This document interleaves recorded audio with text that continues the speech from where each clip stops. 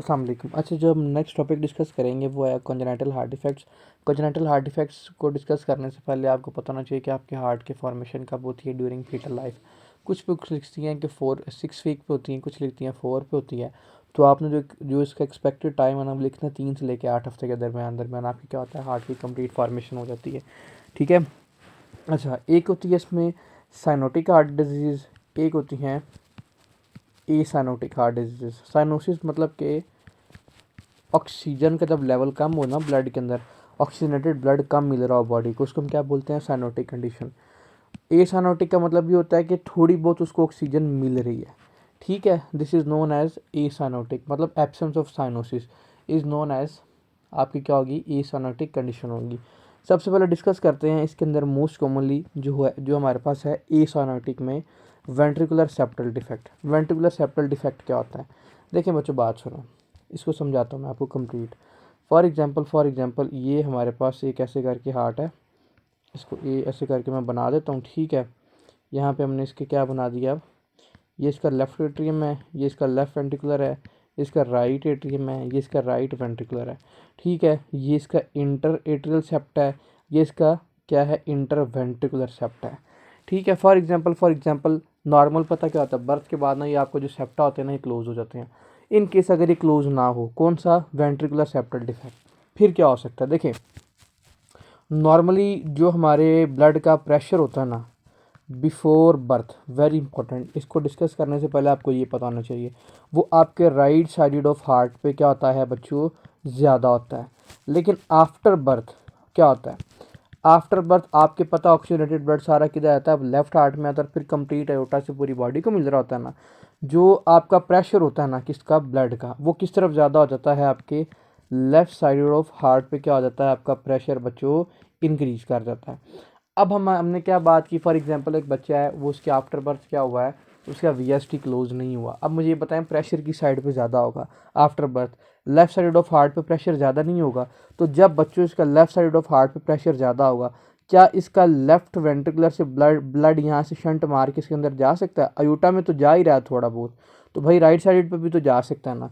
तो इसको हम क्यों एसाइनोटिक कहते हैं, अगर तो राइट गंदे वाला खून आपका आता है कहाँ पे, लेफ्ट वाला, तो मतलब आपको पता है गंदे वाला खून आपका लेफ्ट साइड पे आएगा, लेफ्ट साइड से वो किधर अयोटा में जाएगा, अयोटा से आगे पूरी बॉडी में जाता है ना।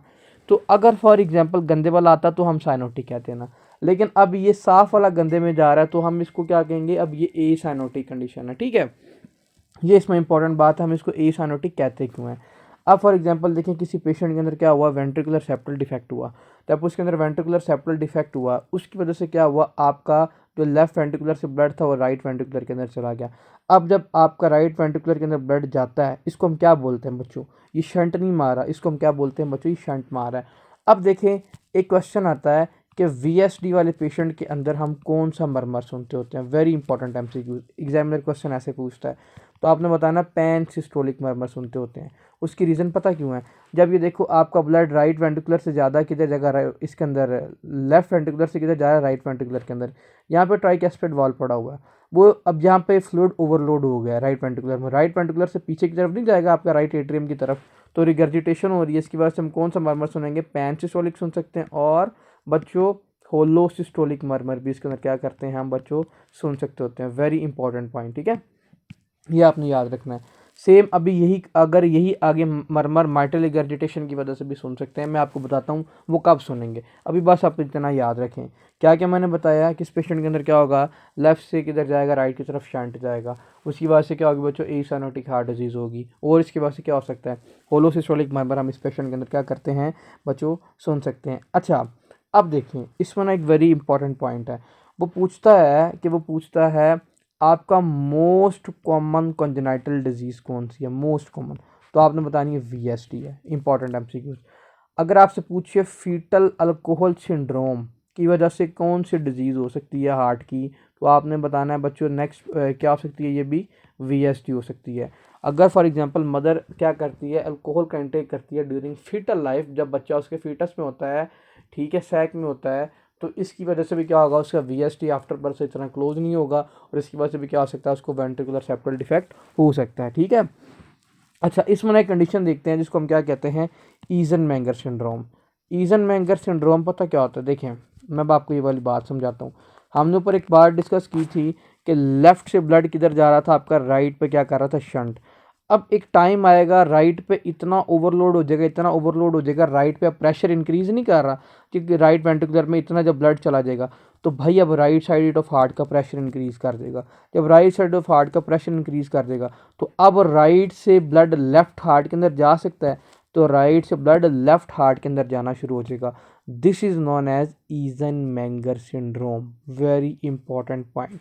ठीक है, अब ईजन-मेंगर सिंड्रोम ऑफ वीएसटी में से पता क्या क्वेश्चन आता है, एग्जामिनर पूछता है लेट कंडीशन में जाके राइट से ब्लड जाता है लेफ्ट के अंदर, तो क्या आपका ए साइनोटिक साइनोटिक कंडीशन के अंदर चेंज हो सकता है? डेफिनेटली हो सकता है। ठीक है, आपने बताना जी इसके अंदर अब क्या होगा, साइनोसिस होना स्टार्ट हो जाएगी। ठीक है, ये सारे इसके अंदर क्या है, इंपॉर्टेंट पॉइंट है जो आपने क्या करना है इसके अंदर याद रखने हैं। अच्छा, जो होता है ना हमारे पास स्मॉल वीएसटी, मतलब कि जो सेप्ट है वो थोड़ा सा ओपन है, ज़्यादा नहीं है, वो इट सेल्फ भी after birth with the passage of time close हो सकता है।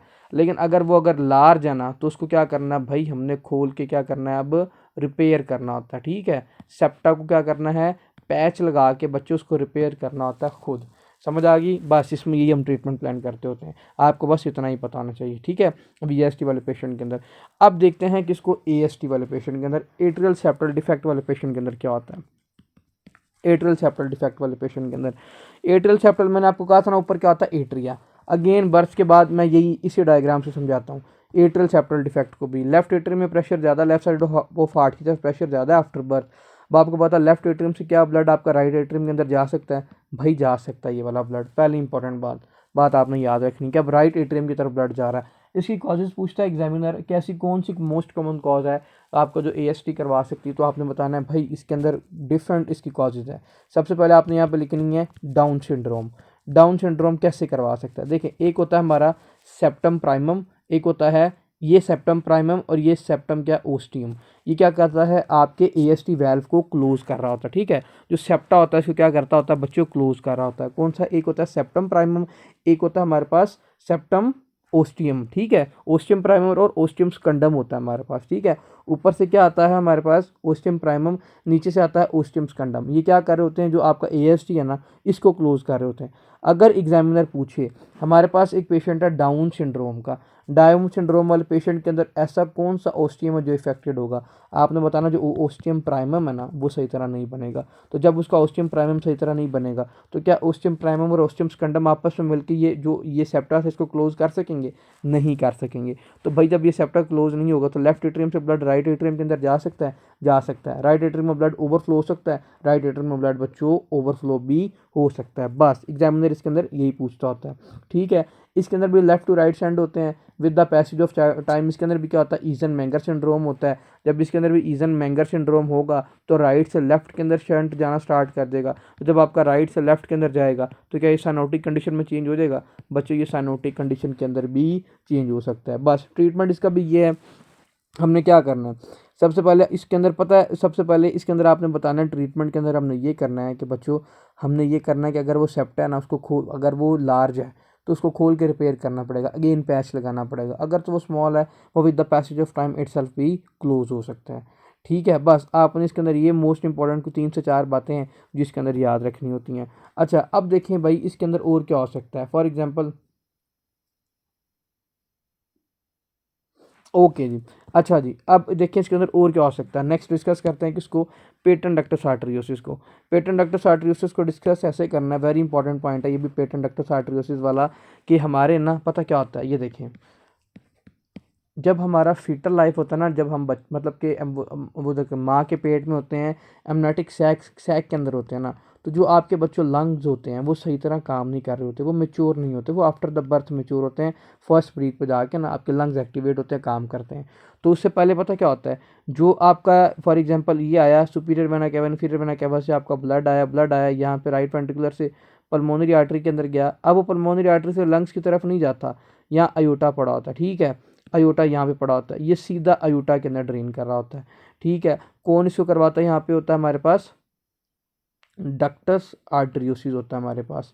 यहाँ पे जो क्या करता है, जो कनेक्शन करता है, कनेक्ट करता है किसको, पल्मोनरी आर्टरी को आपके किधर, आपके अयोटा के साथ। ठीक है, आपका फिर ये सिस्टमिक सर्कुलेशन के अंदर जाएगा, फिर कंप्लीट बॉडी फीटस की बॉडी को ब्लड मिलेगा। अब फॉर एग्जांपल एक पेशेंट है हमारे पास, उसका ductus arteriosus after the birth भी ओपन है। नॉर्मली पता क्या होना चाहिए, ये जो आपका डक्टस आर्टेरियोसिस यहाँ पे ना, इसको क्लोज होना चाहिए आफ्टर द बर्थ। क्यों? क्योंकि भैया अब आपके लंग्स काम कर रहे हैं, अब वो खुद ही इसको डीऑक्सीजनेटेड को ऑक्सीजनेटेड के अंदर चेंज कर देंगे, ठीक है। तो आपके क्या होना चाहिए, आपका डक्टस आर्टेरियोसिस बंद होना चाहिए। अब इस पेशेंट के अंदर पता क्या होता है, इसके अंदर जो होता है डक्टस आर्टेरियोसिस वो ओपन होता है, जिसको हम क्या बोलते हैं, पेटेंट डक्टस आर्टेरियोसिस भी बोल रहे होते हैं ना। डक्टस आर्टेरियोसिस इसके अंदर बंद नहीं होता। जब आपको पता है इसके अंदर डक्टस आर्टेरियोसिस नहीं बंद होगा, तो क्या पल्मोनरी आर्टरी से ब्लड आपके यूटा के अंदर जा सकता है? भाई डेफिनेटली जा सकता है, पहला इंपॉर्टेंट बात। दूसरा, आपने इसके अंदर पता क्या बतानी बात, मैंने आपको बताया था कि after the birth, after birth pressure किस साइड पे ज़्यादा होता है, right side, sorry left side of heart पे ज़्यादा होता है ना, ये बताया था ना। तो भाई अब अयोटा से ब्लड किधर जाएगा? अब आपको पता लेफ्ट साइड पे क्या होता है, अयोटा होता है, अयोटा से ब्लड अब जाएगा पल्मोनरी आर्टरी की तरफ जाएगा। वेरी इंपॉर्टेंट एमसीक्यूज, ठीक है। मतलब कि अब ऑक्सीजनेटेड ब्लड किधर जा रहा है, डी ऑक्सीजनेटेड ब्लड की तरफ जा रहा है, किधर, डी ऑक्सीजनेटेड साइड, साइड की तरफ। तो इसकी वजह से साइनोटिक कंडीशन होगी कि असाइनोटिक होगी, सिंपल सी बात है। इसकी वजह से क्या होगी, असाइनोटिक हार्ट डिजीज हो सकती है। बस आपने इस तरह कॉन्सेप्ट के साथ चलना है कि इसके अंदर ये साइनोटिक होगी कि असाइनोटिक होगी। अच्छा, अब देखें, इसमें एग्जामिनर क्वेश्चन पूछता है कि what is the most common cause of इसके अंदर पेटेंट डक्टस आर्टेरियोसिस। अगर तो कॉज पूछी जाए ना, तो आपने बताना है कि इसकी कॉज में रूबेला इन्फेक्शन आ सकता है, ठीक है, नंबर 1 इंपॉर्टेंट बात। अगर वैसे एग्जामिनर मेंशन कर दे कि बच्चा प्री टर्म पे था, मतलब कि प्री टर्म वाले पेशेंट के अंदर क्या होता है, जो मतलब अपने वीक से पहले डिलीवर हो जाता है ना, टाइम से पहले डिलीवर हो जाता है, उसके अंदर क्या होता है कि आपके सही तरह ना ही लंग्स मैच्योर हुए होते हैं। दूसरी बात ये कि डक्टस आर्टेरियोसिस आपका क्लोज नहीं होता, डक्टस आर्टेरियोसिस खुला हुआ होता है, ठीक है। इसको खोल के कौन रखते हैं, प्रोस्टाग्लैंडिन रखते हैं, जो वैसोडाइलेशन करवा रहे होते हैं ना।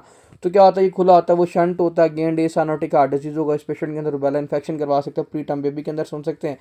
इसके अंदर इंपॉर्टेंट एमसीक्यूज आता है, हम इस पेशेंट के अंदर कौन सा मरमर सुनेंगे, आपने बताना मशीन लाइक मरमर सुनेंगे। वेरी इंपॉर्टेंट एमसीक्यूज, ठीक है, कौन सा, मशीन लाइक मरमर इस पेशेंट के अंदर हम सुनेंगे। अच्छा, अब हमने इसके अंदर ट्रीटमेंट क्या देना है, हमने इसको ट्रीट करने से पहले ना मुझे ये बताएं क्या इस पेशेंट के अंदर साइनोसिस हो सकती है। अगेन, जब आपको पता है कि लेफ्ट से किधर जा रहा है, राइट की तरफ ब्लड जा रहा है, और राइट के अंदर जब ओवरफ्लो हो जाएगा, प्रेशर ज़्यादा हो जाएगा लेफ्ट साइड से, तो इसकी वजह से भी क्या हो सकता है, आपका जब राइट पर प्रेशर बढ़ जाएगा तो किधर जाएगा ब्लड, लेफ्ट पे नहीं जाएगा। इसके अंदर ईजनमेंगर सिंड्रोम हो सकता है, इसके अंदर भी ईजनमेंगर सिंड्रोम हो सकता है। तो लेट केस पे जाके इसके अंदर भी क्या हो जाएगी भाई, साइनोसिस होना स्टार्ट हो जाएगी। ट्रीटमेंट इसका हमने क्या देना है, हम ना प्रोस्टाग्लैंडिन ब्लॉकर्स देंगे, जो क्या करते हैं, आपके डक्टस आर्टेरियोसिस को ओपन रखते थे। अब वो कौन से थे, हमने ऐसे कौन से देने हैं भाई, एनसेड देंगे, non steroidal anti inflammatory drugs, आपको प्रोस्टाग्लैंडिन को ब्लॉक करते थे। उनमें भी स्पेसिफिकली कौन सा देंगे, इंडोमेथासिन देंगे इस पेशेंट के अंदर, कौन सा, इंडोमेथासिन देंगे। वेरी इंपॉर्टेंट एमसीक्यूज, बस इसके अंदर इतना काफ़ी है, मोर देन इनफ है। बाकी अगर एक दो लाइनें अगर कहीं एक्स्ट्रा भी लिखी हुई तो वो देख ले, कॉन्सेप्ट इसका सारा यही था, ठीक है। ये सारी इसके अंदर इंपॉर्टेंट बातें थी पीडीए वाले पेशेंट के अंदर। अब हम देखते हैं नेक्स्ट वीडियो के अंदर टेट्रोलॉजी ऑफ फैलॉट क्या होता है, वो इंपॉर्टेंट है, उसको हम कंप्लीट डिटेल में डिस्कस करेंगे, ठीक है।